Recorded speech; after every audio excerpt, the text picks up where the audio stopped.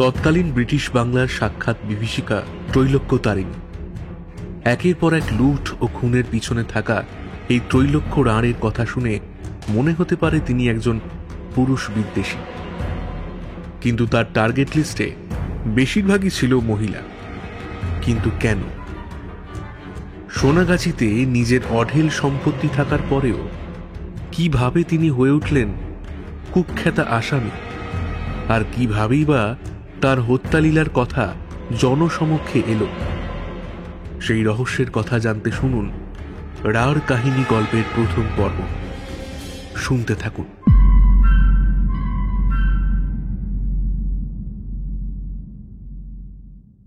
1857 সালের সিপাহী বিদ্রোহের কিছু পরের কথা। জবচানকের কলিকাতা নগরী যখন বিলিতি লণ্ঠনের আলোয় ধীরে ধীরে জেগে উঠছে, ধনী বাবুরা যখন গ্রামের জমিদারি নিংড়ে প্রজা শোষণ করে মহানগরীর অলিতে গলিতে নিজের প্রতিপত্তি দেখাতে রক্ষিতার বাড়ি বানিয়ে তাকে আপাদমস্ত অলঙ্কারে সাজিয়ে সুরা, নারী ও বুলবুলি বিলাসে মত্ত, অন্তঃশ্বাস শূন্য নব্য যুবকেরা যখন ইংরেজির অন্ধ অনুকরণে মাতোয়ারা, মালকোচা মারা ধুতি আর বেনিয়ান গায়ে বাঙালি যখন ইয়ারবক্সি নিয়ে ফুর্তি করতে এসে গড়াগড়ি যায় সোনাগাছির নর্দমার ধারে, অন্যদিকে বিদ্যাসাগর যখন গ্রাম বাংলার প্রত্যন্ত স্থানে স্থানে প্রতিষ্ঠা করে চলেছেন একের পর এক বালিকা বিদ্যালয়, মাইকেল মধুসূদন যখন পিলসুজের আলোয় রচনা করছেন মেঘনাদ বধ কাব্য, জোড়াসাঁকো ঠাকুর বাড়িতে জন্ম নিচ্ছে দেবেন্দ্রনাথের একের পর এক সুসন্তান, এই অবিশ্বাস্য মেরুদণ্ডে হিম ধরানো অপরাধ কাহিনী ঠিক তখনকার। ভদ্র পরিবারের নারী তখনও অবগুণ্ঠিতা। আইনের ফাঁসে সতীদাহ রদ হলেও আহারালে আবডালে চলছে সেই নির্মম মারণযজ্ঞ। তখনও 10 পেরোলে বাবা মা কন্যার বিয়ে দিতে না পারলে কানাঘুষো শুরু হয়ে যায় পল্লীতে। ভয় থাকে সমাজে এক ঘরে হওয়ার, লেখাপড়া শিখলেই বিধবা হতে হবে, এমন ভয় তখনও আমূল গেঁথে বসে আছে মানুষের মনে।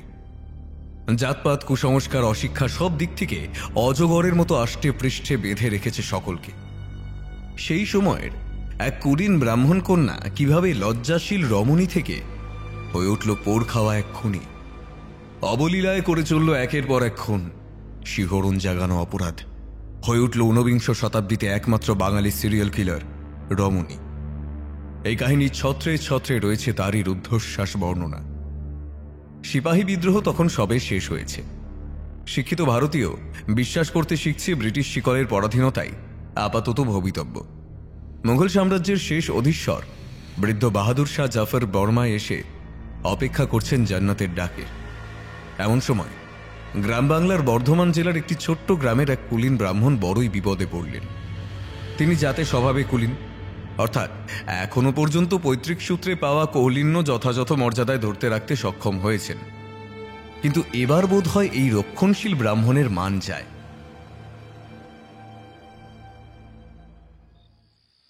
চিন্তিতভাবে তিনি রাত্রিবেলা কাজকর্ম সেরে হুঁকোয় টান দিয়ে তার স্ত্রীকে বললেন, ওগো, এই ত্রৈলোক্যর জন্য যে কোনো পাত্রই পাচ্ছি না। কেন? এই যে বললে কাটি গ্রামে একটা ভালো সম্বন্ধ পেয়েছো। হবে না, পরিবারের দোষ আছে, ভণ্ড কুলীন। প্রথমে খপ্পর পাইনি, তাই তো রাজি হয়েছিল।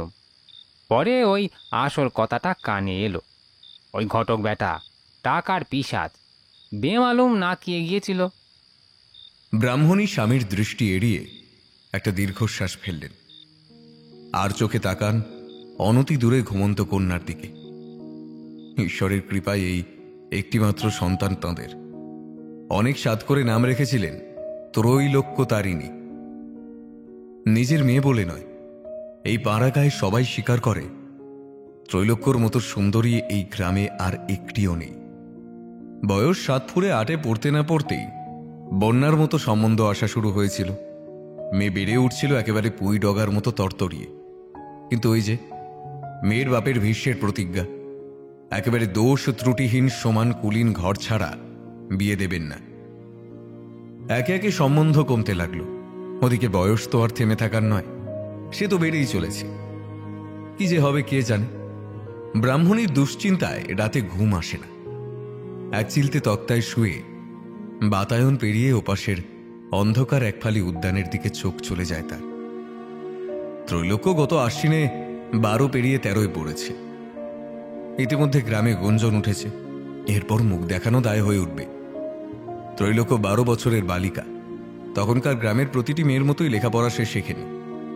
জ্ঞান হওয়া ইস্তক সে জানে বাবা তার জন্য সুপাত্র খুঁজছেন। বাকি 8-5টা মেয়ের মতোই সে সারাদিন খায় দায়, ঘুরে ফেরে আর শ্বশুর বাড়ি গমনের প্রতীক্ষা করে। তাদের বাসস্থান লাগোয়া একটি ছোট্ট খড়ের ঘর রয়েছে, তাতে থাকে তারা নামে একজন বৈষ্ণবী স্ত্রীলোক। তার খড়ের ঘরটি আগে ত্রৈলোক্যর বাবারই ছিল। কয়েক বছর আগে তারা বৈষ্ণবী সেটি কিনে নিয়েছে। তারা বৈষ্ণবীর বয়স আনুমানিক 50। শ্যামবর্ণা, শরীরের গড়ন এখনো সুশ্রী। এককালে সে যে সুন্দরী ছিল তা বিলক্ষণ বোঝা যায়। এখন অবশ্য সে সৌন্দর্য সম্পর্কে উদাসীন। গলায় তুলসীর মালা, নাকে রসকলি আর হাতে হরিনামের ঝুলি ছাড়া তাকে দেখা যায় না। গোটা গ্রামের কাছে এই তারা বৈষ্ণবী ছিল সর্বঘটের কাঠালি কলার মতো। গ্রামে যে কোনো পরিবারের আকস্মিক বিপদ হোক বা দুই প্রতিবেশিনীর মেয়েলি ঝগড়া, তারা বৈষ্ণবী সব স্থানেই উপস্থিত থাকে। তারা বৈষ্ণবী সম্পর্কে গ্রামের কেউ কেউ অবশ্য বলে থাকে যে তার স্বামী ছিল, বহুদিন হলো সে দেশান্তরী হয়েছে, কিন্তু কেউ তাকে দেখেনি। বৈষ্ণবী আগে গ্রামের বাড়িতে বাড়িতে ভিক্ষা করে বেড়াত, ইদানিং তাও করে না, অথচ তাতে তার গ্রাসাচ্ছাদনের কোনো অভাব হয় না। এবারই আশ্চর্যের কথা বটে। যাই হোক, 13 বছরে ত্রৈলোক্যর অত কিছু ভেবে কাজ নেই। সে তার তারা দিদিকে বড় ভালোবাসে। পাড়াগে মেয়ে, বিনোদনের কোনো অবকাশ নেই। এত বয়সেও অনুরা থাকায় ইতিমধ্যেই সমবয়সী সখীর অভাব ঘটছে তার। এমন অবস্থায় তারা দিদির কাছে গিয়ে সে বড় আনন্দ পায়। এই বয়সে মন এমনি চঞ্চল থাকে, তার উপর নিজ বয়সী বান্ধবীরা স্বামী সংসর্গে অভ্যস্ত হয়ে উঠেছে। কচ্ছিৎ কদাচিৎ তারা পিত্রালয় এলে পুকুর পাড়ে স্নানের সময় ত্রৈলোক্য নাক টিপে দেয়, বলে, ইস, ওর এখনো নাক টিপলে দুধ গলে। আরে খুকি আমাদের। ত্রৈলোক্য ভেতরে ভেতরে প্রচণ্ড রেগে যায়। মনে হয় সবাই যেন ওকে উপহাস করছে। এদের সবারই কি জানি অভিজ্ঞতা হয়ে গিয়েছে, যাতে সে একেবারে অজ্ঞ। ধীরে ধীরে সখী সঙ্গ তার আর ভাল লাগে না। সাংসারিক কাজ সামলে অবসর পেলেই সে ছুটে চলে যায় তারা দিদির কাছে। আর তারা দিদিও তার কন্যাসমা সেই বালিকাটিকে যে কেন এত স্নেহ করে তাহা বোঝা যায় না। ব্রাহ্মণের অভাবের সংসারে ত্রৈলোক্য কিছুই বাপ মায়ের কাছে পায় না, কিন্তু তার গন্ধ তেলটা, নতুন কাপড়টা সবই প্রায় লুকিয়ে দেয় তারা দিদি। সঙ্গে শোনায় পুরুষ নারীর আদিরসের কথা, যৌবনের নিগুড় রহস্যের কথা। প্রথম প্রথম ত্রৈলোক্য লজ্জা লাগত, আড়ষ্ট হয়ে উঠত মন। মনে হতো এগুলোও শুনে সে যেন পাপ করে ফেলছে কিছু। কিন্তু তারা দিদি তাকে বোঝায়, দূর অমুক পুরি, এতে এত লজ্জার কি আছে?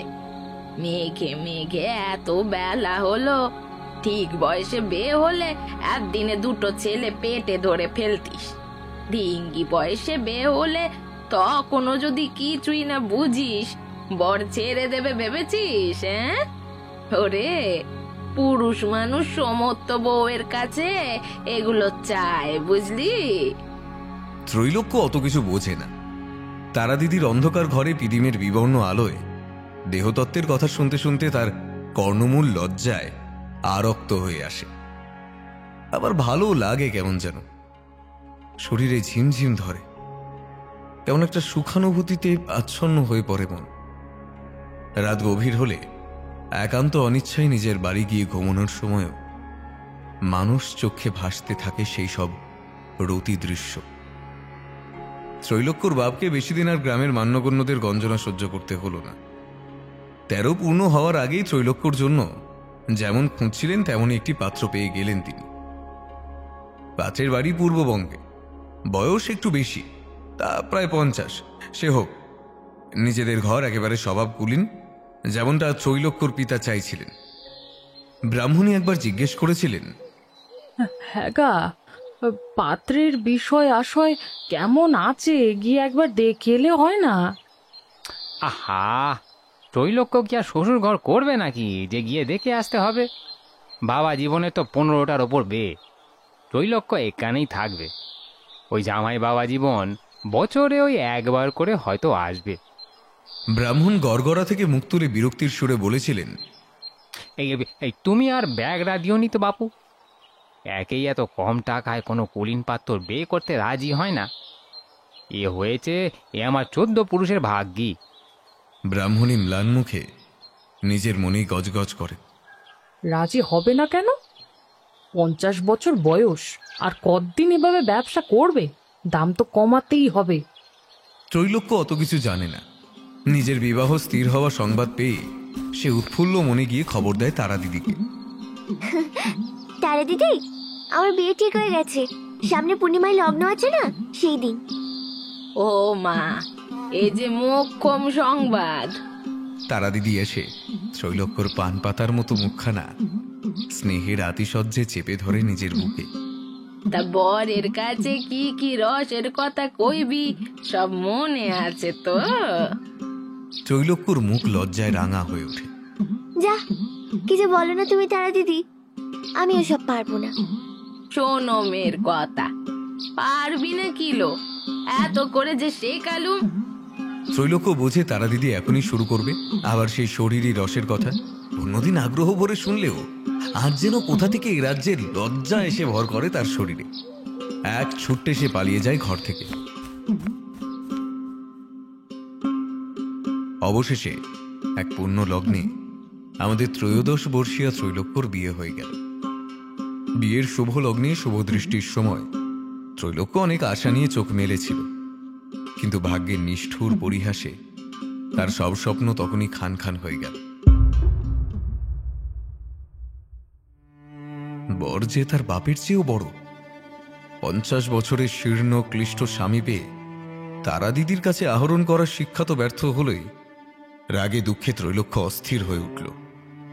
বিয়ের আয়োজন মিটে যেতেই তার মনে হতে লাগলো তার এই দুর্দশার জন্য দায়ী আর কেউ নয়, তার নিজের বাপ মা। কুলিন কুলিন করে গোরামির জন্য বলি হতে হয়েছে তাকে। বিয়ের পরে ত্রৈলোক্যর স্বামী অবশ্য বেশি সময় অপচয় করলেন না। বিবাহবাদক যৌতুক ও দেনা পাওনা আগেই বুঝে নিয়েছিলেন। বিয়ের পর কিছুদিন শ্বশুরালয়ে অবস্থান করে আরও কিছু উপঢৌকন সঞ্চয় করে তিনি 13 বছরের স্ত্রীকে পিত্রালয়ে রেখে রওনা দিলেন।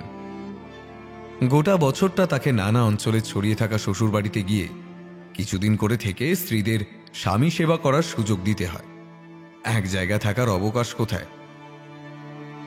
স্বামী বিদায় নেবার কিছুদিনের মধ্যে ত্রৈলোক্য নিজের অবসাদ কাটিয়ে উঠে আবার সময় কাটাতে শুরু করলো তারা দিদির সঙ্গে। সে আসলে নিজের মনকেই বোঝালো, বুড়ো স্বামী পেয়েছে ঠিক, সে তো কত মেয়েই পায়, কিন্তু বাড়ির পাশে এমন দিদি পাওয়ার সৌভাগ্যী কজনার হয় বলো তো? আমাকে তো আর ওই বুড়ো সংসার করতে যেতে হচ্ছে না, যেমন বিয়ের আগে ছিলাম তেমনই রয়েছি, তাই সই। তারা বৈষ্ণবী তাকে নিরাশ করল না। কুমারী অবস্থায় যেমন ভালোবাসত, সধবা হওয়ার পর ভালোবাসার মাত্রা আরো বাড়িয়ে দিল। একটা সময় হলো রাতটুকু ছাড়া ত্রৈলোক্য গোটা দিনটাই কাটাতে শুরু করলো তারা দিদির ঘরে। তারা দিদি বলল, মন খারাপ করিস না লো, সবাই তো আর জোয়ান মদ্য স্বামী পায় না বল। তাই বলে কি এই যৌবন বইয়ে দিবি নাকি? হ্যাঁ, না দেওয়াটা কোনো বুদ্ধিমানের কাজ? মানে? ত্রৈলোক্য কুল খাচ্ছিল। খেতে খেতে তারা দিদির কথা শুনে কিছুই বুঝতে পারে না, হাঁ করে তাকিয়ে থাকে। কি বলছো গো? স্বামী না থাকলে কার সাথে পীড়িত করবো গা? তুমি কি যে মাঝে মধ্যে হেয়ালি করো, কিছুই বুঝি না বাবু। নিজের সাথে করবি। তারা দিদি অপাঙ্গে তাকায় ত্রৈলোক্যের দিকে। সেই দৃষ্টির মধ্যে এমন কিছু নিহিত আছে যা দেখে ত্রৈলোক্যের শরীর যেন ঝিমঝিম করে ওঠে। কোনো মতে সে বলতে পারে, সে কি করে গা? কোন স্বামী যদি নিজের মাকে সুখ দিতে না পারে, তবে স্ত্রী নিজেই নিজেকে সুখ দিতে পারে, বুঝলি? ওতে কোনো অদম্য হয় না কো। তারপর ধীরে সুস্থে ত্রৈলোক্যকে সে শেখায় কি করে শুধুমাত্র স্পর্শ দিয়ে নিজের শরীরকে পৌঁছে দেওয়া যায় মৈথুনের চূড়ান্তে। অবগাহন করা যায় সুখের সাগরে, একা, লাগে না কোনো পুরুষ। ত্রৈলোক্য প্রথমে সেই সুখ উপলব্ধি করে হতভম্ব হয়ে যায়। তারপর অপরাধ বোধ মেশানো এক মিশ্র অনুভূতি গ্রাস করে ওকে। নিষিদ্ধ মাদকের আকর্ষণের মতোই নেশাতুর হয়ে সে রোজ ছুটে যায় তারা দিদির ঘরে, পান করতে চায় যৌবনের সুখ সুধা যতটা পারা যায়। এভাবেই চলছিল, কিন্তু হঠাৎ একদিন এক কাণ্ড ঘটল। পূর্ববঙ্গে ত্রৈলোক্যের শ্বশুরালয় থেকে হঠাৎ সংবাদ এলো, দিন কয়েক রোগে ভুগে ত্রৈলোক্যর স্বামী আকস্মিক মারা গিয়েছে। গোটা বাংলায় ছড়ানো তার স্ত্রী সন্তান, সব জায়গাতেই এই দুঃসংবাদ পাঠানো হয়েছে। ত্রৈলোক্যর মা শুনে বাড়ির দালানে হাত পা ছড়িয়ে বসে বিলাপ করতে শুরু করলেন। ত্রৈলোক্যর বাবা তাড়াতাড়ি ছুটলেন স্থানীয় পুরোহিতের কাছে, নিয়মাদি কি করতে হবে সেই বিষয় জানতে। আশপাশের বাড়ি থেকেও কিছু গৃহস্থ গিন্নিবান্নি ছুটে এলেন। সবার মুখেরই একই কথা, আহা গো, এইটুকু কাঁচা বয়সে মেয়েটা বেদবা হলো, স্বামী সোহাগ কিছুই তো পেল না কো। যথাসময়ে ত্রৈলোক্যকে সধবার বেশ থেকে মুক্ত করা হলো। ভেঙে ফেলা হলো হাতের শাঁখা, মুছে দেওয়া হলো সীমন্তের সিঁদুর। মা প্রতিবেশিনীদের উচ্চস্বরে বিলাপের মাঝে ত্রৈলোক্য প্রবেশ করল বৈধব্যের চিরন্তন ঘূর্ণিপাকে। কিন্তু সবাই আশপাশে এত কাঁদলেও কেন জানে না, ওর তেমন কোনো কষ্ট হচ্ছিল না। যে বৃদ্ধপ্রায় মানুষটাকে একদিন মাত্র শুভদৃষ্টির মুহূর্তে ছাদনা তলায় ও দেখেছিল, যিনি বিয়ের অনতিকাল পরেই ওর বাবা মায়ের থেকে সমস্ত যৌতুকের হিসেব বুঝে নিয়ে মুখে পান চিবুতে চিবুতে হাঁটা দিয়েছিলেন অন্য কোনো শ্বশুর বাড়ির উদ্দেশ্যে, তিনি থাকলেন কি গেলেন, তা ওর জীবনে কি প্রভাব ফেলবে শুনি। অশৌচ ইত্যাদি মিটলে ত্রৈলোক্য আবার যাতায়াত শুরু করল তারা দিদির কাছে। এই বিশাল পৃথিবীতে একমাত্র এই মানুষটির কাছেই যে সে সবচেয়ে বেশি শান্তি পায়, নিঃসংকোচে নিজেকে উজাড় করে দিতে পারে, তা এতদিনে সে ভালোই বুঝেছে। প্রফুল্ল বলে ত্রৈলোক্যের একটা সই ছিল, তার বিয়ে হয়ে গেছিল অন্য গ্রামে। প্রিয় সখীর এত বড় বিপর্যয় সে সান্ত্বনা দিতে এলো, কিন্তু ত্রৈলোক্য ততদিনে অনেক দূরে সরে গিয়েছে। তার সারাদিনই এখন কাটে তারা দিদির কাছে। তারা দিদি শুধুই যে তাকে যত্ন করত ভালোবাসত তা নয়, এবার থেকে তার নিত্য প্রয়োজনীয় অনেক জিনিসই তারা দিদি দিতে শুরু করলো। দিনে দিনে এমন হয়ে উঠল, নিজের ব্যবহারের জন্য গামছা, সিকি, কাপড় সবই ত্রৈলোক্য পেতে লাগলো তারা বৈষ্ণবীর কাছে। কি ছিল এই তারা বৈষ্ণবীর উদ্দেশ্য? যে নিজেই ভিক্ষে করে জীবন নির্বাহ করে, সে কেন নিয়মিত ত্রৈলোক্যর পেছনে খরচ করত? সে খরচের পেছনে কি শুধুই নিঃস্বার্থ ভালোবাসা ছিল, নাকি ছিল কোনো ভয়ঙ্কর স্বার্থ?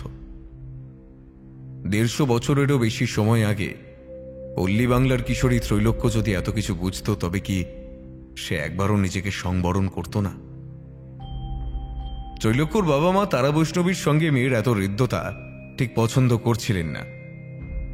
একেই এই বৈষ্ণবীর পূর্বজীবন সম্পর্কে কিছু জানা যায় না, তারপর ইদানিং তারা বৈষ্ণবীর অর্থের যেন কোনো হিসেব পাওয়া যাচ্ছিল না।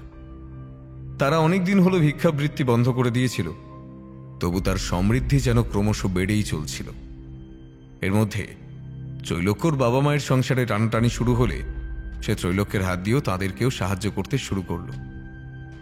ত্রৈলোক্যের বাবা মা প্রথম প্রথম একেবারেই সম্মত না হলেও পেট বড় বালাই, অন্য কোনো দিকে কোনো উপায় না দেখে তারা সেই সাহায্য নিতে শুরু করলেন। গোটা পরিবার ধীরে ধীরে তারা বৈষ্ণবীর বশীভূত হয়ে পড়ল। ত্রৈলোক্য বলতে গেলে একরকম তারা দিদির বাড়িতেই থাকতে শুরু করল।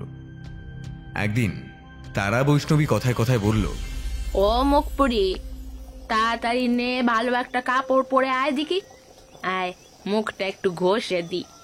বেলা হয়েছে, সূর্য মাথার উপর গনগন করছে। ত্রৈলোক্য অলস হাতে কি যেন রান্না করছিল। তারা দিদির কথায় বিস্মিত হয়ে বলল, কেন তারা দিদি, কে আসবে এখন গা? আমার এক ভাই, যা যা দেরি করিস নে। ত্রৈলোক্য অবাক চোখে তারা দিদির দিকে তাকায়। এত বছর হয়ে গেল তারা বৈষ্ণবী এখানে রয়েছে, আজিজ তক ভাই তো দূর, বোন, খুড়ো, মামা কাউকেই আসতে দেখেনি। এখন বলা নেই কওয়া নেই ভাই আসছে কোত্থেকে। যাই হোক, ত্রৈলোক্য কথা বাড়ায় না। স্নান করে তারা দিদিরই কিনে দেওয়া একটা কস্তা পেরে শাড়ি পরে বসে। তারা দিদি ভালো করে গন্ধ তেল দিয়ে চুল বেঁধে দেয়।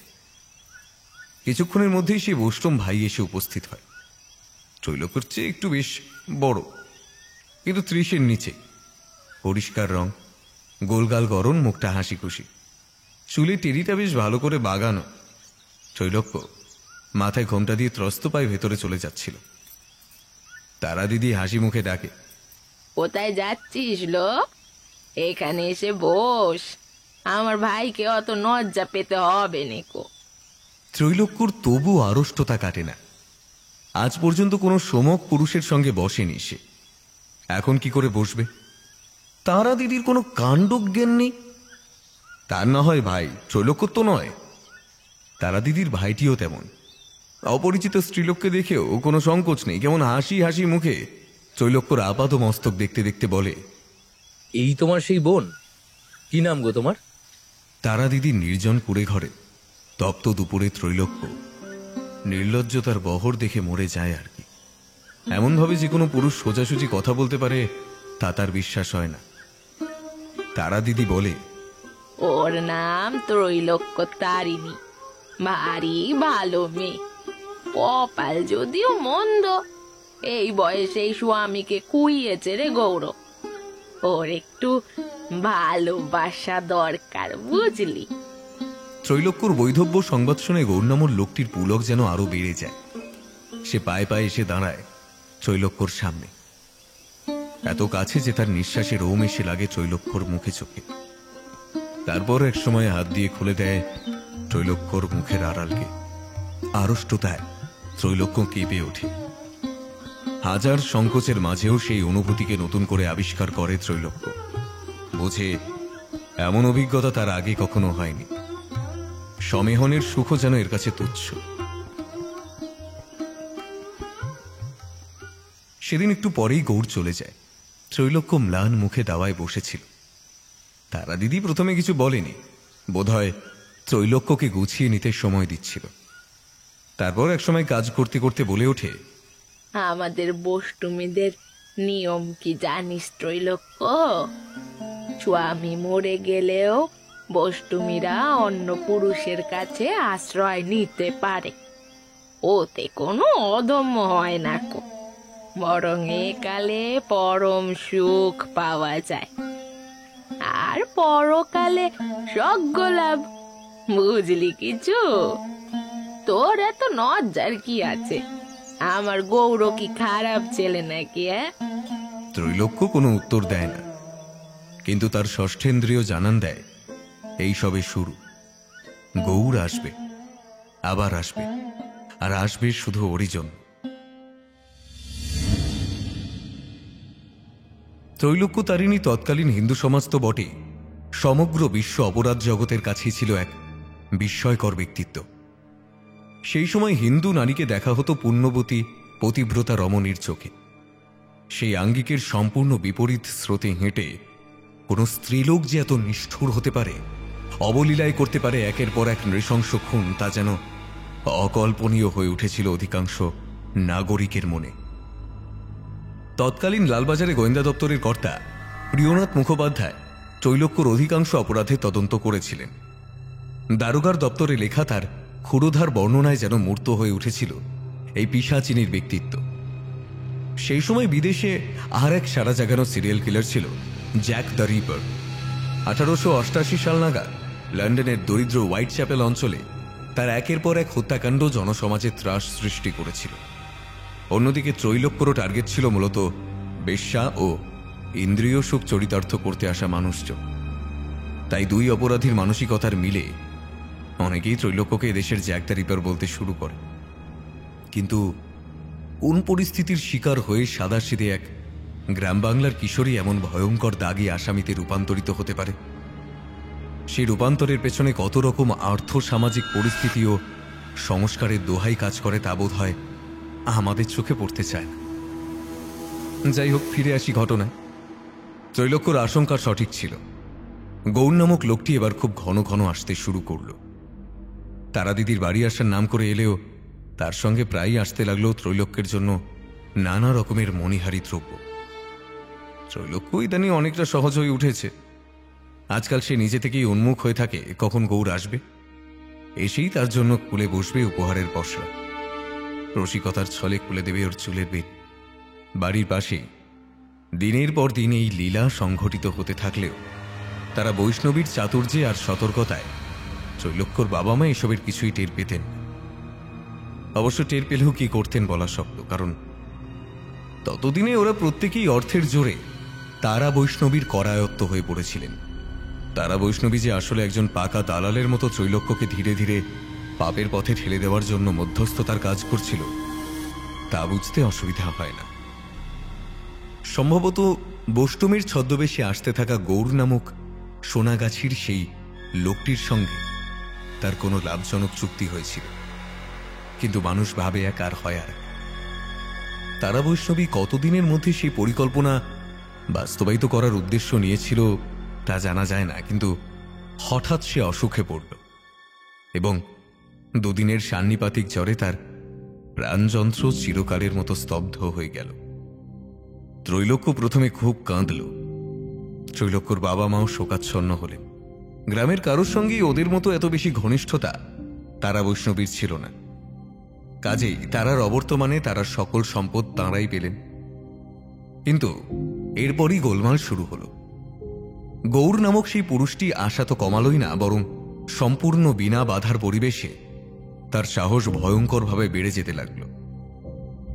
আগেই অভিজ্ঞ ঘুড়ি উড়িয়ের মতো তারা বৈষ্ণবী কখনো তাকে সীমানা লঙ্ঘন করতে দিত না। একটু আধটু সোহাগেই বেঁধে রাখত। পুরো পয়সা হাতে পাওয়ার আগে কেই বা শিকারকে খাদকের হাতে তুলে দেয়। কিন্তু এখন আর সে আগল আর রইল না। তারা বৈষ্ণবীর নির্জন ঘরে খুব শিগগিরই গ্রীষ্মের এক তপ্ত দুপুরে শরীরের সমস্ত ঘাম গৌর মাখিয়ে দিল ত্রৈলোক্যর দেহে। ত্রৈলোক্য অবশেষে তার কৌমার্য হারাল। তারা বৈষ্ণবী কি উপায়ে সকলের কাছ থেকে লুকিয়ে এত কিছু করত কে জানে।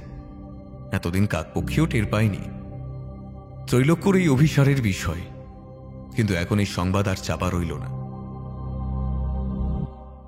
ত্রৈলোক্যর এই কেচ্ছার কথা বলতে গেলে দাবানলের মতো ছড়িয়ে পড়ল পল্লীর ঘরে ঘরে। প্রমেতা এসে উঠল ত্রৈলোক্যর বাবা মায়ের কানেও। ত্রৈলোক্য অবশ্য এসবের কিছুই টের পেল না। একদিন সন্ধ্যার সময় সে গৌরের সঙ্গে তারা বৈষ্ণবীর নির্জন গৃহে প্রতিক্রিয়ায় ব্যস্ত। ত্রৈলোক্যর মাও তার কিছু প্রতিবেশিনী সখী আকস্মিক হুড়কো খুলে ঢুকে পড়লেন। ও মা গো, এ কি অনার চিঠি কাণ্ড গো! বর সন্ধ্যেবেলা গৃহস্থ ঘরে বেদবা! ছি ছি ছি! মুহূর্তে মহিলাদের আর্তনাদের সারা পাড়া মুখরিত হয়ে উঠল। ত্রৈলোক্য নিজের বিবস্ত্র বেশবাস ঠিক করার আগেই গৌর লাফ দিয়ে উঠে অন্ধকারের মধ্যে পালিয়ে গেল। নষ্ট মেয়ে মানুষ, চল বাড়ি। বিষ দিয়ে আজ যদি না তোকে মেরেছি। ত্রৈলোক্যর মা এসে মেয়ের চুলের মুঠি ধরে টানতে টানতে নিয়ে চললেন ঘরে। পাড়া গিয়ে ব্যাপার কান পাতা দায় হয়ে উঠল। পুকুরে, হাটে, বাজারে, রান্নাঘরে সর্বত্র চলতে থাকলো ত্রৈলোক্যর এই কেচ্ছার সরস রসালাপ। ত্রৈলোক্যর বাবার পথে ঘাটে বেরোনো তো বটেই, নিজের জীবিকাটুকু নির্বাহ করা দায় হয়ে উঠল। ত্রৈলোক্যর মা জল ভরা চোখে এক রাতে শুধলেন স্বামীকে। এমন নচ্চার মেয়ে থাকার চেয়ে না থাকা ভালো। অন্তত গায়ে আমাদের এই দশা হবে না। ত্রৈলোক্যর বাবা কি বলবেন ভেবে পেলেন না। একদিকে অপত্য স্নেহ, অন্যদিকে ত্রৈলোক্যর এই সাংঘাতিক অপমান। বাজারে হাটে প্রতিনিয়ত পাড়াপড়শির অপমান তাকে কিংকর্তব্য বিমূঢ় করে তুলছিল। হতবুদ্ধি অবস্থায় তিনি বললেন, তোমার যা ভালো মনে হয় তাই তুমি করোগে যাও। উলোটা চরিত্রহীন বিধবা জ্যান্ত মেয়ে ঘরে থাকার চেয়ে বিষ খেয়ে আত্মঘাতিনী হওয়া মরা মেয়ের চেয়ে সমাজে অনেক বেশি কদর তা ত্রৈলোক্যর মা বিলক্ষণ জানতেন। তাই বুকে পাথর চেপে রেখে সেই তোড়জোড় করতেই শুরু করেছিলেন। কিন্তু ত্রৈলোক্য মাকে মহাপাতকী করল না। বাবা মায়ের এই ষড়যন্ত্র সে আগে থেকেই শুনে ফেলেছিল কিনা জানা যায় না। এক মধ্যরাতে প্রেমিক গৌরের সঙ্গে সে বাড়ি ছেড়ে পালাল। গৌরের পরিবার পরিজন সম্পর্কে ত্রৈলোক্য কিছুই জানত না। ভোররাতে নিজের সমস্ত আত্মীয় স্বজন স্বদেশকে চিরকালের জন্য ত্যাগ করে বর্ধমান স্টেশন থেকে রেলগাড়িতে চেপে সে যখন হাওড়া স্টেশনে এসে নামল, জনসমাগম আর ব্যস্ততা দেখে হাঁ হয়ে গেল। হ্যাঁ গা, এত লোক কোথায় চলেছে এমন হুড়মুড়িয়ে? কলকাতা শহরে এত লোক থাকে আপনি আগে বলেননি কখনো। বিস্ময় বিহ্বল ত্রৈলোক্য ভয় হাত আঁকড়ে ধরে গৌরে। সব কাজের খোঁজে যাচ্ছে যে। গৌর আর কালবিলম্ব না করে একটা গাড়ির ব্যবস্থা করে। সে বলে, এখন বাড়ি যাই, সেখানে কিছুদিন থেকে তারপর বের বন্দোবস্ত। সে কি কথা, এখানে এসে বিয়ে না করে এমন একসাথে থাকা পাপ হবে না? আপনার বাড়ির লোকে বা কি ভাববে? যতই যাই হোক, গায়ে যা হয়েছে হয়েছে, এখানে এসে ওসব না করাই ভালো। বলতে বলতে ত্রৈলোক্য থেমে যায়, কারণ ততক্ষণে একটা পাকা দোতলা বাড়ির সামনে এসে দাঁড়িয়েছে ওদের গাড়ি। গৌর নেমে ভাড়া মেটায়, তারপর ত্রৈলোক্যর দিকে হাত বাড়ায়। নেমে আয়। এই জায়গাটার নাম কি গা? এটাই কি আপনার বাড়ি? ত্রৈলোক্য ঘোমটা টেনে বাড়ির মধ্যে ঢুকে হাঁ হয়ে যায়। এত বড় বাড়ি আপনার? ত্রৈলোক্য তো পাড়া গেমে, এমন বাড়ি দেখে তার বিস্মিত হওয়াই স্বাভাবিক। কিন্তু বাস্তবিক এই বাড়িটা যেমন বিশাল, তেমনই প্রচুর মানুষে ভর্তি। উপর নিচ মিলিয়ে 17-18টা ঘর। প্রতিটি ঘর থেকেই বেরিয়ে আসছে বা ঢুকছে স্ত্রীলোক। তাদের সঙ্গে ত্রৈলোক্যর গ্রামের মহিলাদের কোনো সাদৃশ্য নেই। এদের নেই কোনো অবগুণ্ঠন বা নেই কোনো জড়তা। মেলি হাসি ঠাট্টা রসিকতায় খিলখিলিয়ে উঠছে যেন গোটা বাড়িটা। দু একটা পুরুষও দেখা যাচ্ছে এদিক ওদিক, তবে তারা নেহাতি ভৃত্যস্থানীয়। দেখেই বোঝা যায় এখানে মহিলাতন্ত্র কায়েম রয়েছে। হ্যাঁ, এই জায়গার নাম সোনাগাছি। এখানেই তো শ্বশুর বাড়ি হবে, বুঝলি? সোনাগাছি নামটার উৎপত্তি কোথা থেকে? সোনাঝুরি গাছ না সোনার মতো কোনো গাছ? কোনোটাই নয়। সোনাগাছি আসলে ছিল সোনাগাজী। প্রখ্যাত বেয়ারফুট হিস্টোরিয়ান পিটি নায়ার, যিনি নিরলসভাবে কলকাতার অলিগলির ইতিহাস নিয়ে সারা জীবন কাজ করে চলেছেন, তার লেখায় এশিয়ার বৃহত্তম নিষিদ্ধ পল্লী সোনাগাছির নামকরণের ইতিহাস সম্পর্কে একটা প্রামাণ্য তথ্য পাই। বহুকাল আগে ওই এলাকায় সানাউল্লাহ নামে এক কুখ্যাত মুসলিম ডাকাত থাকত। সানাউল্লাহ ডেরায় সে তার মায়ের সঙ্গেই থাকত। হঠাৎ সানাউল্লাহ মারা যেতে তার শোকসন্তপ্ত মা একদিন সকালে সানাউল্লাহর কুড়েঘর থেকে এক আশ্চর্য কণ্ঠস্বর শুনতে পায়। মা, কাঁদিস না, আমি মরে গিয়ে গাজী হয়েছি, দুঃখ করিস না। গাজী অর্থাৎ মুসলিম পীর, ফকির বা ধর্ম প্রচারক। এই ঘটনার পর লোকজন সানাউল্লাহর কুড়েঘরে গিয়ে যা প্রার্থনা বা কামনা করতে থাকে তাই মিলে যেতে লাগলো। কেউ যায় রোগ সারাতে, কারোর উদ্দেশ্য সন্তানের মঙ্গল কামনা। সানাউল্লাহ গাজী সবার মনস্কামনা পূরণ করতে লাগলো। পিটি নায়ার লিখছেন, তখন গাজীর মা সেখানে একটা বিরাট মসজিদ বানালো, যার নাম লোকমুখে সানা গাজী বা সোনা গাজী মসজিদ হয়ে ছড়িয়ে পড়তে লাগলো।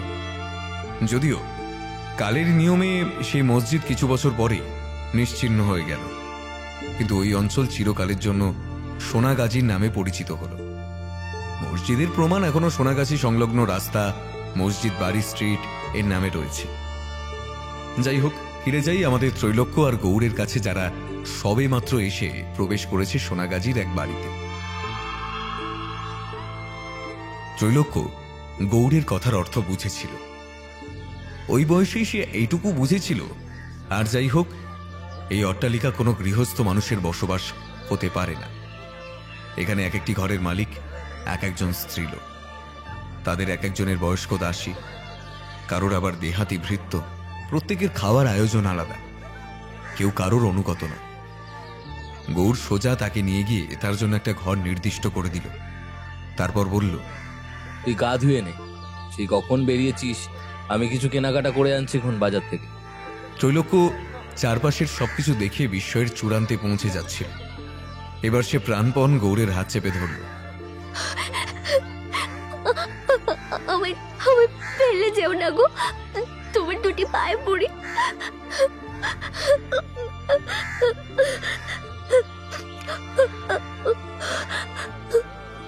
ওরা কপালাম, যাচ্ছি কই? তোর তেল, কৃষ্ণ, কাপড় এইসব লাগবে না বুঝি? এই চিজ তো হাওয়াতে ঘরের মাগির মতো, পরনের কাপড় ছাড়া কিছুই নেই। তাছাড়া গৌর চলে যেতে ত্রৈলোক্য কিছুক্ষণ পাথরের মতো ঘরের একমাত্র পালঙ্ক ধরে দাঁড়িয়ে থাকে। ওর কেবলই মনে থাকে, এতদিন যা হয়েছে হয়েছে, এবার থেকে ওর জীবনটা চিরকালের জন্য বদলে গেল। হঠাৎ করে ওর সেই প্রফুল্লর কথা মনে পড়তে লাগলো। ওদের সবুজ শ্যামল গায়ের পুকুর পার, গাছগাছালি, ঢেকিতে ধান ভানা, শীতের দুপুরে খেজুর রস তৈরি, এইসব ছোটখাটো স্মৃতি কোথা থেকে এসে ওর হৃদয়কে দুর্বল করে দিতে থাকে। ভাবতে ভাবতে ওর চোখ জলে ভরে ওঠে। মরণ, এ মাগি যে এসেই চোখের জলে বুক ভাসাতে লেগেছে। দরজার কাছে কাদের শব্দ পেয়ে ত্রৈলোক্য চমকে তাকায়। এক বয়স্কা পৃথুলা ভদ্র মহিলা, বয়স আনুমানিক 45 হবে, গাত্রবর্ণ গৌর, হাতে গলায় স্বর্ণালঙ্কার, পরনে মিহি পাছা পেড়ে সাদা ধুতি, নাকের উপর তিলক। ক্ষণক্ষণে গলায় বলে তিনি বলে উঠলেন, তা কোত্থেকে আসা হলো গা? আমি এবাড়ির বাড়ি উলি। নাকের উপর তিলক দেখে ত্রৈলোক্যর তারাবষ্টমীর কথা মনে পড়ে গিয়েছিল। ও চোখ মুছে কিছু বলার চেষ্টা করলো, কিন্তু গলা থেকে কোনো শব্দই বেরোল না। ততক্ষণে বাড়িওয়ালি মহিলার পেছন পেছন আরো অনেক নানা বয়সী স্ত্রীলোক এসে ঢুকেছে ঘরে। কেউ ফর্সা, কেউ কালো, কেউ রোগা, কেউ মোটা, কেউ কোমরে হাত দিয়ে সরস ভঙ্গিতে ত্রৈলোক্যকে দেখছে, কেউ মুখ বেঁকিয়ে। তবে সবারই হাতে গলায় ভারী স্বর্ণালঙ্কার, ধবধবে পোশাক। সামনের অল্প বয়সী ফর্সা মেয়েটা ভারী কাঁকন দুলিয়ে বলল, কুমারী সাধবানা বেদবা গো, সঙ্গে যে বাবু এলো, ওটি কে? লাগর। গৌরের পরামর্শে ত্রৈলোক্য গ্রাম ছেড়েছিল কুমারী বেলার একটা রঙিন শাড়ি পরে। কাজেই ও মিনমিন করে উত্তর দিল, বেদবা। আহা, বড় কষ্টে ছিল গো, বেশ করেছো এখানে এনেছো। এখানে ভালো থাকবে, ভালো পড়বে, কেউ কিছু বলার নেই। এখানে যে কেউ কিছুতে কর্তৃত্ব ফলানোর নেই সেটা ত্রৈলোক্য আগেই বুঝেছে। এখন সে এদের দেখতে দেখতে আরো একটা বিষয় নিঃসন্দেহ হলো, এখানে থাকলে সবাই বড় লোক হয়, আর এখানে কারোর কোনো দুঃখ নেই। গৌর একটা কাহার চাকরের কাঁধে মোট বইয়ে যখন ঘরে ফিরল, ততক্ষণে ত্রৈলোক্যর স্নান সারা হয়ে গেছে। গৌর এসে হাঁপাতে হাঁপাতে বলল, নে তোর সব নিয়ে এলাম, বিছানা, বালিশ, বাস্ক, বাসন কোসন সব সাজিয়ে নে। আর যখন যা দরকার একে বলবি, এ তো চাকর, যখন যা বলবি ফরমাইশ খাটবে, বুঝলি? ত্রৈলোক্য বিস্ময়ের শীর্ষে পৌঁছে গিয়েছিল। তার নিজের চাকর, সেও তাদের গ্রামের জমিদারবাবুর মতো বসে বসে আদেশ করবে আর লোকে তা শুনবে। এত সৌভাগ্য এ জীবনে তার লেখা ছিল। সন্ধ্যার পর থেকে বাড়ির রূপ বদলাতে শুরু করে। যে অট্টালিকা শুধুই স্ত্রীলোকপুরী বলে ত্রৈলোক্য ভুল করেছিল, তার আনাচে কানাচে প্রবেশ করতে শুরু করল নানা বয়সের, নানা ধরনের পুরুষ। এ বাড়ির মহিলারাও নিজেদের সুসজ্জিতা করে উপরের বারান্দায় কিংবা নিচের জানালা বা প্রবেশদ্বারের দুই পাশে দাঁড়াতে শুরু করল। কোনো ঘরে গান বাজনা, কোনো ঘরে নাচ, কোনো ঘরে হাসি ঠাট্টা, আবার কোনো ঘরে চটুল রসিকতার বন্যা বয়ে যেতে লাগল। ত্রৈলোক্যর এত কিছু ভালো লাগছিল না। সে নিজের ঘরে শিকল দিয়ে চুপচাপ শুয়ে রইল। গোটা বাড়িটাকেই তার রূপকথার বিস্ময়পুরী বলে ভ্রম হচ্ছিল। তবে এত কিছু নেতিবাচক উপকরণের মাঝে সে একটা বিষয়কেই প্রাধান্য দিল, তা হলো তার আসন্ন স্বাধীনতা। যে বস্তুটি সে বর্ধমানের গ্রামে কখনো পায়নি। মেয়ে মানুষও যে হুকুম করতে পারে, একটা গোটা ঘরের মালকিন হতে পারে, নিজের খুশি মতো ঝনাত ঝনাত পয়সার শব্দ করতে পারে, এইটাই তার কাছে বড় মধুর ঠেকল। তার মনে হলো সোহাগের সময় গৌরের বলা মিছিমিছি রানী নয়, সে সত্যিই এতদিনে রানী হল।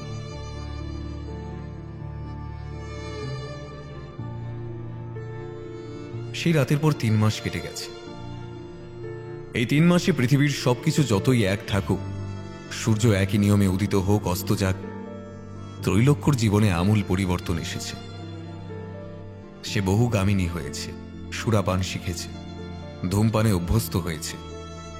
বাড়ির আর 5 জন স্ত্রীলোকের ভাবভঙ্গি, আদব কায়দা, চালচলন অনুকরণ করে ছলা কলা প্রয়োগে সে হয়ে উঠেছে বিশেষ পারদর্শিনী। ইদানিং তার ঘরে পুরুষের ভিড় লেগেই থাকে।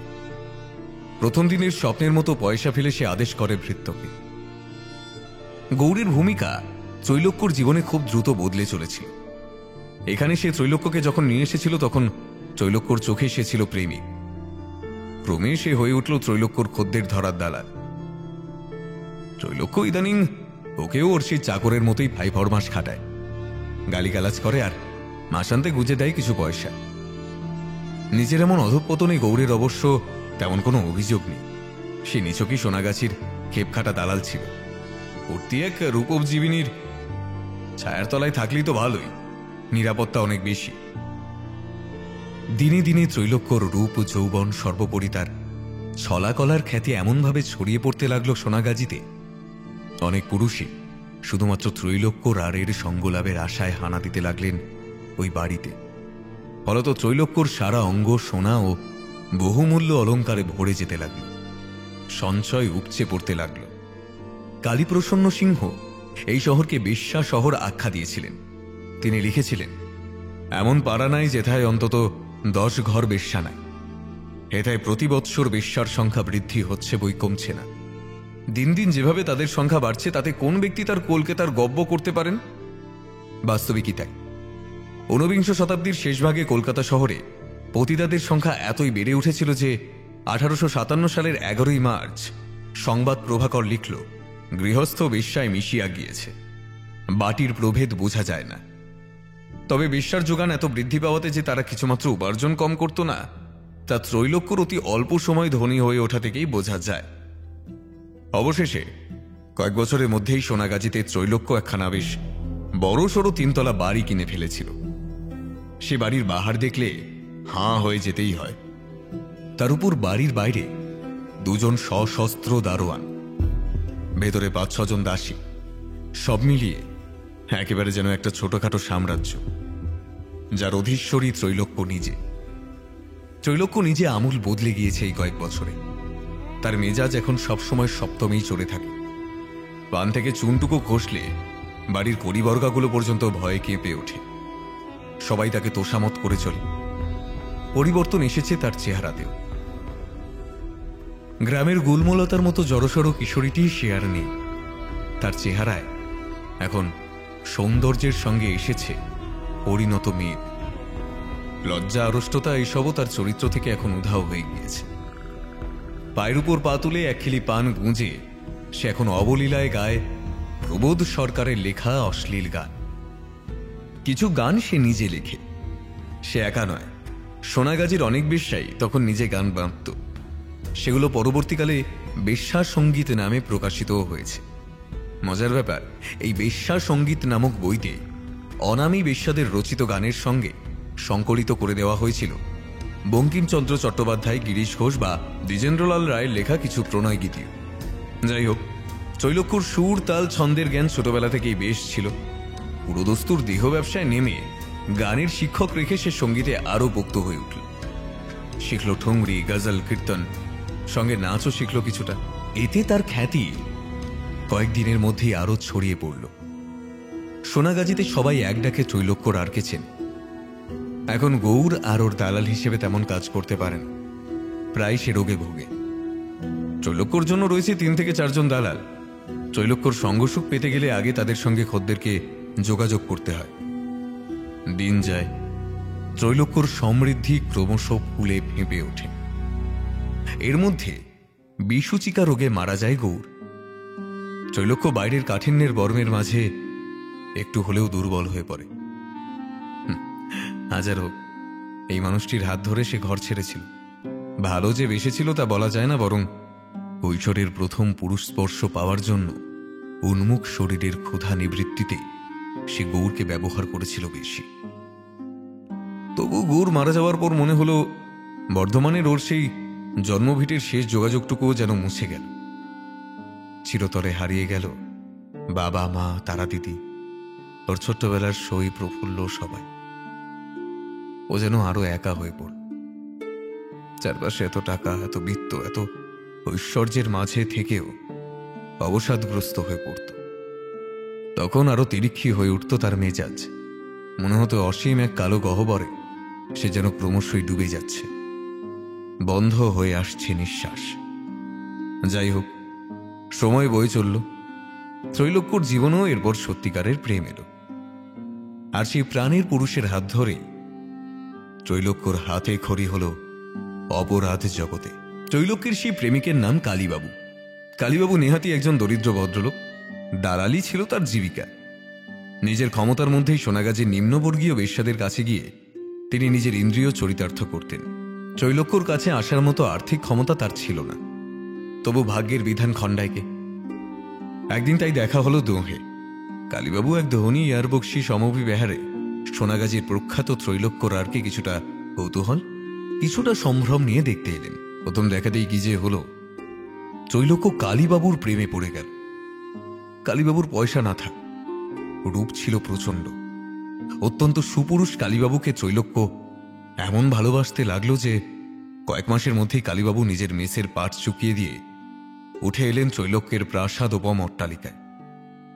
ত্রৈলোক্য সম্ভবত এই পরিণত বয়সে এসে প্রকৃত প্রেম কি তা অনুভব করেছিল।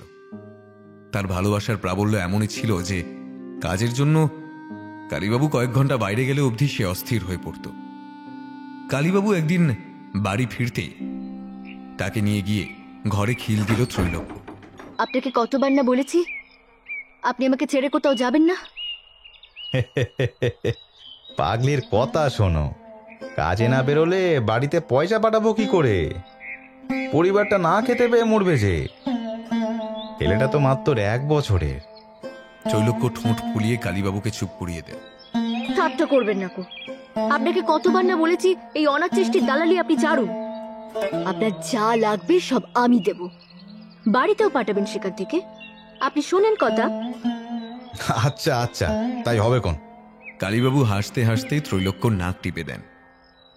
ঊনবিংশ শতকের নারী, তা সে সম্ভ্রান্ত ঘরের লজ্জাশীলা গৃহবধূ হোক বা ঘাগি বেশ্যা, মাথার উপর একটা পুরুষ আশ্রয় পেলে আর কিছু চাইত না। অর্থনৈতিক স্বাধীনতাও তাদের সেই আশ্রয়াধীন থাকার আকাঙ্ক্ষাকে দমন করতে পারত না, এটাও স্পষ্ট। না হলে অত বড় 3 তলা অট্টালিকার মালকিন, অত সম্পদের অধিকারিণী প্রসিদ্ধ ত্রৈলোক্য রার এভাবে কালীবাবুর অধীনে নিজেকে সঁপে দিত না। ক্রমে এমন দিন এলো, দেনা পাওনা, খরচ খরচা থেকে শুরু করে আলমারির চাবি অবধি কালীবাবুর করায়ত্ত হল। ত্রৈলোক্যরও সবকিছু কালীবাবুর ইচ্ছে মতো হতে শুরু করলো। এর ফলে ভাঁড়ারে টান পড়ল। ত্রৈলোক্য কালীবাবুর বাঁধা মেয়ে মানুষ, এমন কথা চাউর হয়ে যাওয়ার পর যে উল্কার গতিতে সোনাগাজীতে তার উত্থান হয়েছিল, প্রায় সেই গতিতেই তার পতন শুরু হলো। যারা তবু আসতে লাগলো, এসে যখন কালীবাবুকেই সবসময় ঘরে উপস্থিত থাকতে দেখত, তারাও হতোদ্যম হয়ে পড়ল। যাদের আগে ত্রৈলোক্য দূর দূর করত, তবু তারা নিরলস ধৈর্যের সঙ্গে পড়ে থাকত, তারাও এখন আর ফিরে তাকায় না। ত্রৈলোক্যর পরসার বলতে গেলে শেষ হলো। হাত পড়ল সঞ্চয়। তা বসে বসে খেলে কুবেরের ধনও যে একদিন নিঃশেষ হয় সে তো জানা কথাই। সেখানে রোজগার যতই না থাক, কালীবাবুর বাড়িতে টাকা পাঠাতে হবে, তার বেড়ানোর জন্য জুড়ি গাড়ি লাগবে, আমোদ প্রমোদের জন্য নাচ গানের আসরে যেতে হবে। এই সবের মাঝে কালীবাবুর মদ্যপানের খরচও দিন দিন বাড়তে লাগলো। অতঃপর বছর 4-5 মধ্যে ত্রৈলোক্যর সঞ্চয় একেবারে ফুরিয়ে এলো। ত্রৈলোক্য সব বুঝেও কিছু বলতে পারে না। তার কথায় অপমানিত হয়ে কালীবাবু যদি তাকে ছেড়ে চলে যায়, এই ভয় তাকে দিন রাত কুড়ে কুড়ে খায়। একদিন ত্রৈলোক্য দেখে কালীবাবু কারোর একটা চিঠি হাতে নিয়ে বিবর্ণ মুখে বৈঠকখানায় বসে আছেন। কি হলো গা? কার চিঠি এলো? দেশ থেকে। আমার পরিবার মরতে বসেছে গো। এখন তখন অবস্থা, আমাকে দেখতে চেয়েছে সে। তো যান না, আজকের গাড়িতেই চলে যান। কার্তিককে বলছি আপনাকে গাড়ি করে স্টেশনে তুলে দিয়ে আসবে। দ্রুত মাথা নাড়েন কালীবাবু। না না, তোকে ছেড়ে যেতে মন চাইছে না ত্রৈলোক্য। মুখে আঁচল চাপা দিয়ে হেসে ওঠে ত্রৈলোক্য। ওমা, আমি কি মরে যাচ্ছি না কি? আমি তো রইলামই। আপনার স্ত্রীর এমন অবস্থা আর আপনি দেখতে যাবেন না কো? তাই কখনো হয়? দুধের ছেলেটাকে তো আজ অব্দি চোখে দেখলেন না কো। কথাটা সত্যি। আজ 4-5 বছর হয়ে গেছে কালীবাবু বাড়ি যাননি। বাড়ি থেকে আসার কয়েক মাসের মাথায় তার পুত্র সন্তান জন্মেছে, সে খবরও চিঠিতেই পেয়েছেন। আর সে ছেলের এখন 3.5 বছর বয়স হতে চলল। কালীবাবু এখনো তার মুখ দেখেননি। কালীবাবু থম মেরে কিছুক্ষণ বসে থাকেন, এরপর ত্রৈলোক্যকে কাছে টেনে নেন। সে না দেখলে আর কি করব বল? আমার এই পটের বিবিটিকে ছেড়ে তো আর গিয়ে শান্তি পাবো না। কালীবাবুর শান্তি না পাওয়ার কারণ ত্রৈলোক্যর সাহচর্য না পাওয়া, নাকি কয়েকদিনের জন্য হলেও এই অতুল সম্পদের সর্বময় কর্তাপদ থেকে সরে থাকা, তা অবশ্য বোঝা যায় না। কিন্তু ত্রৈলোক্য এবার আর কিছুতেই কালীবাবুকে নিশ্চেষ্ট হয়ে বসে থাকতে দেয়। একরকম জোর করে সে কালীবাবুকে প্রস্তুত করে, গাড়ি করে নিয়ে আসে হাওড়া স্টেশনে, তারপর তুলে দেয় রেলগাড়িতে। কালীবাবুর দেশের বাড়িতে কি অবস্থা জানা নেই, সেখানে গিয়ে টাকা পয়সা লাগতে পারে, সেই বাবদ বেশ কিছু অর্থও তুলে দেয়। যতক্ষণ না কালীবাবু যাচ্ছিলেন, ত্রৈলোক্য যাওয়ার জন্য জোরাজুরি করছিল, কিন্তু শেষমেশ যে মুহূর্তে কালীবাবুর মুখটা চলন্ত রেলগাড়ির কামরায় জানলা দিয়ে ক্ষুদ্র হতে হতে একসময় অদৃশ্য হয়ে গেল, প্রচন্ড মনোকষ্টে ত্রৈলোক্য যেন কেঁপে উঠল। নাকি তার কালীবাবু চলে গেলে সে একা একা থাকবে কি করে? এই কয়েক বছর সে যে কালীবাবুকে এক মুহূর্ত চোখের আড়াল করতে চায়নি, কিন্তু এই যে কালীবাবু চলে গেলেন, উনি আবার ফিরে আসবেন তো? নিজের ঘরের বউকে ছেড়ে, সন্তানকে ছেড়ে ত্রৈলোক্যের মতো বেবুষ্যের কাছে ফিরে আসতে ওর মন চাইবে তো? যদি না চায়, ত্রৈলোক্য সেই পরিস্থিতির কথা কল্পনা করতেই যেন থরথরিয়ে কেঁপে ওঠে। তার এই ৩৫ বছরের জীবনে অর্থ, অলংকার সে অনেক পেয়েছে, কিন্তু সত্যিকারের প্রেম কালীবাবু ছাড়া কারোর মধ্যে পায়নি তার। তবে কালীবাবু বেশি দেরি করলেন না। পঞ্চম দিনের মাথাতেই তিনি আবার কলকাতায় এসে উপস্থিত হলেন। এই 5টা দিন ত্রৈলোক্যর যে কিভাবে কেটেছে তা সেই জানে। নাওয়া খাওয়া নেই, সারাক্ষণ জানালায় বসে উদাস চোখে আকাশের দিকে তাকিয়ে তাকিয়ে থেকেছে। দাসদাসীরা খাওয়ার কথা বলতে গেলে ঝাঁঝিয়ে উঠেছে। কালীবাবু ফিরলেন ঠিকই, কিন্তু একা নয়, সঙ্গে একটি বছর 4 শিশুপুত্রকে নিয়ে। ভগ্ন কণ্ঠে বললেন কালীবাবু, প্রতিমা চলে গেছে 2 দিন আগে, সান্নিপাতিক হয়েছিল। আমার না যাওয়া অবধি প্রাণবায়ুটা তার বেরোচ্ছিল না। বড় ভালোবাসতো তো আমায়, স্বামী স্বামী করে কেঁদে কোকিয়েছে এতকাল। ওখানে তো আমাদের আত্মীয় পরিজন বলতে কেউ তেমন নেই, আর যারা আছে তারা হরিকে রাখতে চাইলে না, তাই সঙ্গে করে নিয়ে এলাম। বেশ করেছে। ত্রৈলোক্য দ্রুত এগিয়ে গিয়ে কালীবাবুর পুত্রকে কোলে তুলে নেয়। শিশুটি অত্যন্ত সুন্দর দেখতে, মাথায় ঘন ঝাঁকড়া চুল, চোখ দুটো ভীষণ মায়াময়, ভাষা ভাষা, গাত্রবর্ণ কাঁচা হলুদের মতো। দেখলেই বোঝা যায় এই ছেলে বড় হয়ে বাপের চেয়েও সুপুরুষ হবে। ত্রৈলোক্য চুমোয় চুমোয় ভরিয়ে দেয় শিশুটিকে। কি সুন্দর ছেলে আপনার, নামটিও খুব সুন্দর, হরি। কালীবাবুকে পেয়ে ত্রৈলোক্য যেমন বুঝেছিল প্রকৃত ভালোবাসা কি, হরিকে পেয়ে তার শূন্য মাতৃক্রোড় যেন উজ্জীবিত হয়ে উঠল। সে যেন অন্তর দিয়ে উপলব্ধি করল সন্তান সুখ, বাৎসল্য, স্নেহ কি। ক্রমে এমন দিন এলো যে কালীবাবু বাড়ির সবকিছু দেখেন, আর ত্রৈলোক্য দিনের সবটুকু সময় অতিবাহিত করে হরির পেছনে। তাকে স্নান করানো, খাওয়ানো, পরিপাটি করে সাজানো, এই সব কিছু কাজের মধ্যে সে যে কি অসম্ভব তৃপ্তি পেতে লাগলো। তার মনে হতে লাগলো এতদিনে সে বুঝি জীবনের পরম সুখ পেল। ওদিকে কালীবাবুর কল্যাণে খদ্দের এমনিতেই তলানিতে এসে ঠেকেছিল। এরপর হরির আগমনে বাড়ি পুরোপুরি খদ্দের শূন্য হয়ে পড়ল। কেউ আর ত্রৈলোক্য রাড়ের কাছে আসে না। বিশাল সেই প্রাসাদোপম বাড়ির দাসদাসীর সংখ্যা ক্রমে কমতে কমতে শূন্যে এসে ঠেকল। লাল পাগড়ি দারোয়ানরাও বিতাড়িত হল।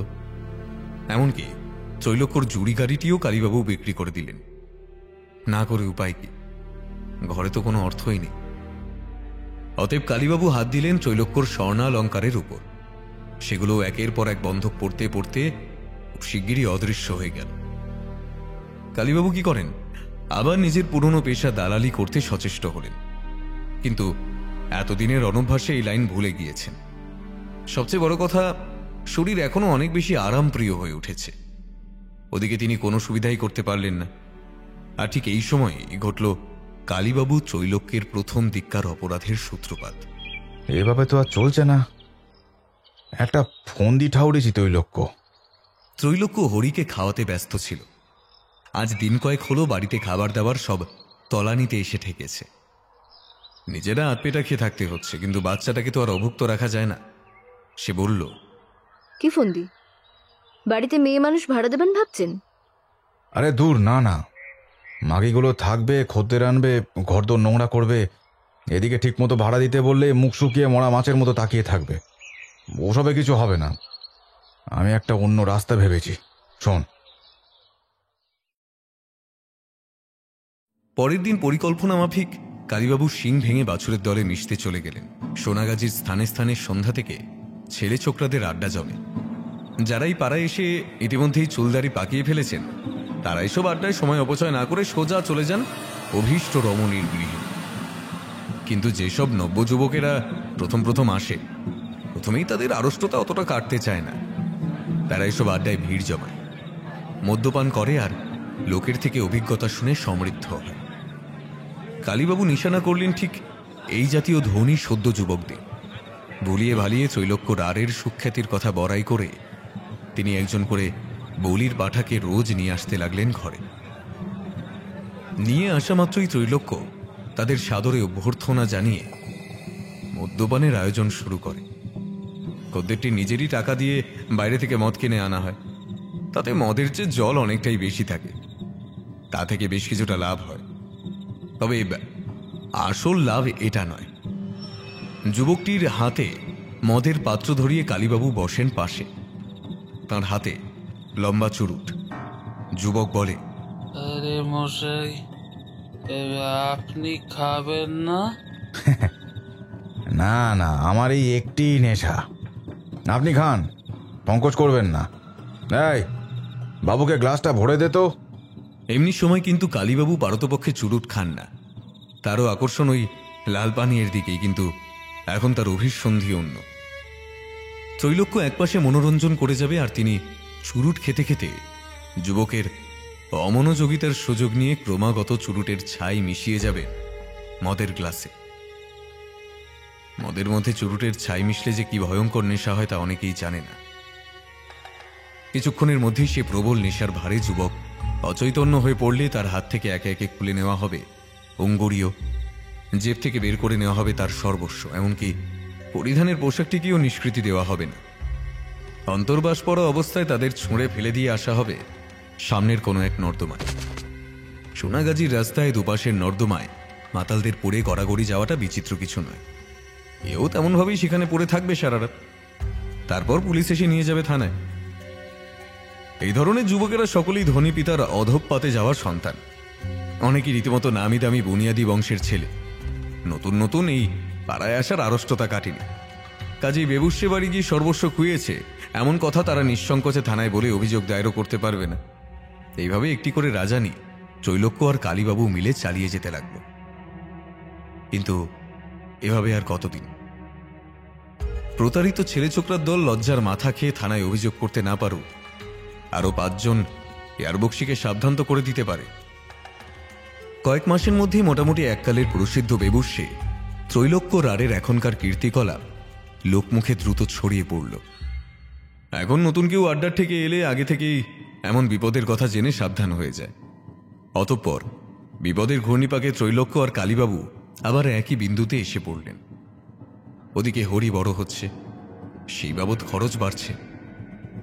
দুশ্চিন্তায় কালীবাবুরও নেশাও বাড়ছে, অথচ কোনো রোজগার নেই। ত্রৈলোক্যর কোনো গয়নাই আর অবশিষ্ট নেই, শুধু রয়েছে বিশাল বাড়িখানা। সেইখানা চলে গেলেই 16 কলা পূর্ণ হয়।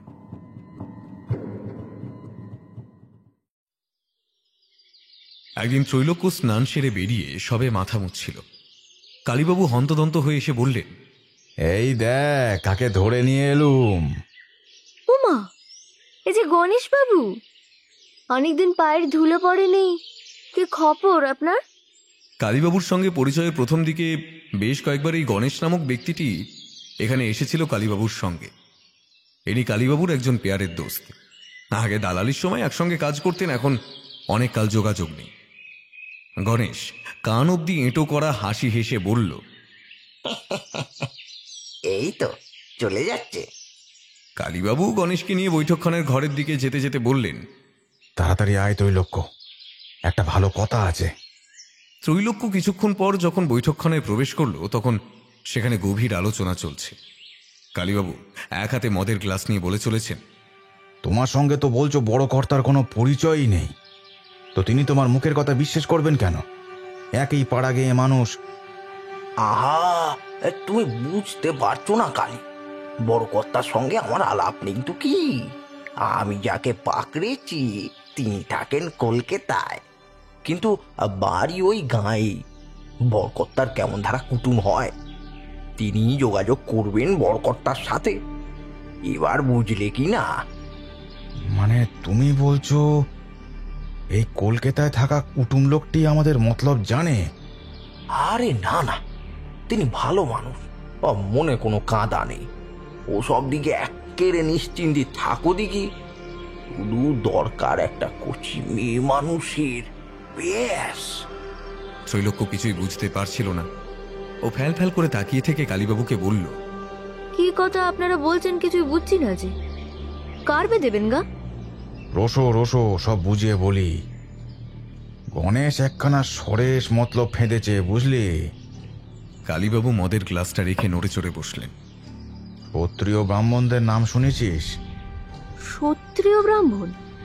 ত্রৈলোক্য আকাশ থেকে পড়ল। বাস্তবিকে সে কুলীন ব্রাহ্মণ কন্যা হয়েও ক্ষত্রিয় ব্রাহ্মণ বলে কোনো কুলের নাম শোনেনি। না, এই পেতম শুনলাম। স্বাভাবিক, বাংলাদেশে খুব অল্পই আছে। এই ক্ষত্রিয় ব্রাহ্মণদের মধ্যে মেয়েদের দাম একেবারে আকাশ ছোঁয়া। এদের নিয়ম হলো আমাদের উল্টো, অর্থাৎ কিনা এদের বিয়ে হওয়ার সময় পাত্রপক্ষ কনে পক্ষকে যৌতুক দেয়, বুঝলি? তাছাড়া এদের স্বঘর না হলে বিয়ে দেওয়ার নিয়ম নেই। তাই দিন দিন ক্ষত্রিয় ব্রাহ্মণ ছেলেদের বিয়ে হওয়াটা খুব কঠিন হয়ে দাঁড়াচ্ছে। তো আমাদের এই গণেশ একখান সরে ক্ষত্রিয় ব্রাহ্মণদের পাত্রের খোঁজ নিয়ে এসেছে। বীরভূমের দিকে এক অজপাড়া গায়ে বাড়ি তার। যে কয়েকগড় ক্ষত্রিয় ব্রাহ্মণ গোটা বাংলাদেশে আছে, তাদের মধ্যে কিছুতেই সম্বন্ধ হচ্ছে না এই ছেলের। ত্রৈলোক্য মুখে একখিলি পান গুজে সোৎসাহে প্রশ্ন করে, তা কেন বিয়ে হচ্ছে না কেন? পাত্র কি নুলো না ল্যাংড়া? আহা হা, কোনোটাই নয়। তবে কিনা বের বাজারে তার তেমন দাম নেই। একে তো বয়স 40 পেরিয়েছে, তাই বিষয় সম্পত্তিও বলতে গেলে তেমন কিছু নেই। তার উপর একেবারে আকাট মুখ্য, অক্ষর জ্ঞানটুকুও নেই। এমন পাত্রের হাতে কে মেয়ে দেবে? তার উপর এখন ওদের যাতে মেয়ে এত কমে গেছে যে 3-4 হাজার টাকা অবধি যৌতুক দিতে হয়। সঙ্গে গয়নাপত্র তো ছেড়েই দিলুম। অত টাকা পয়সা এরা পাবে কোথায়? তাই বুড়ি বেদবার এই একটাই ছেলে। তা এতে আমরা কি করবো সেটাই তো বুঝছি না। আমি আপনি কেউই তো সত্যি না কি বলছেন তা তো নই। নই তো কি, হতে কতক্ষণ ত্রৈলোক্য? মন দিয়ে শোন, তুই একটা লাইনের মেয়ে জোগাড় কর। ওই পাত্রের বাড়ি এখন থেকে হন্যে হয়ে একখান গরিব ঘরের কোণে খুঁজছে, যাতে 400-500 টাকার মধ্যে একটা ভালো মেয়ে পাওয়া যায়। তবেই কিনা বংশটুকু রক্ষে হবে। ওইটুকু ক্ষমতাই আছে ওদের। মেয়ে না হয় জোগাড় করলুম, তারপর বিয়ে হবে। বিয়ে হয়ে মেয়ে শ্বশুর ঘরে যাবে, আর তারপর সুযোগ বুঝে ওখান থেকে কেটে পড়বে। মাঝখান থেকে টাকা পয়সা গয়না সব আমাদের বকরা। কি কেমন?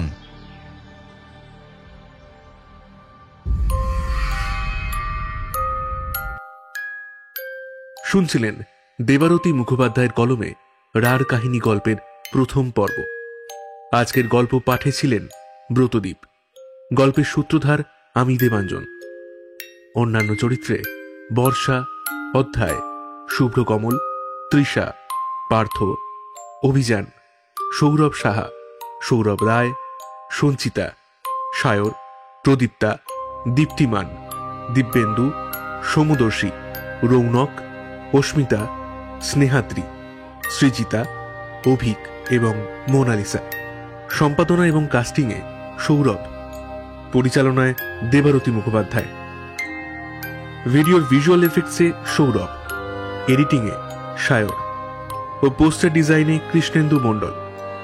আমাদের গল্পটি ভালো লেগে থাকলে লাইক করে দেবেন আর শেয়ার করে দেবেন। কেমন হয়েছে কমেন্ট করতে একদম ভুলবেন না। আগামী পর্ব আসবে আগামী শনিবার ঠিক রাত 8:27 শুধুমাত্র দেবারতীর গল্পগ্রামে। শুভরাত্রি।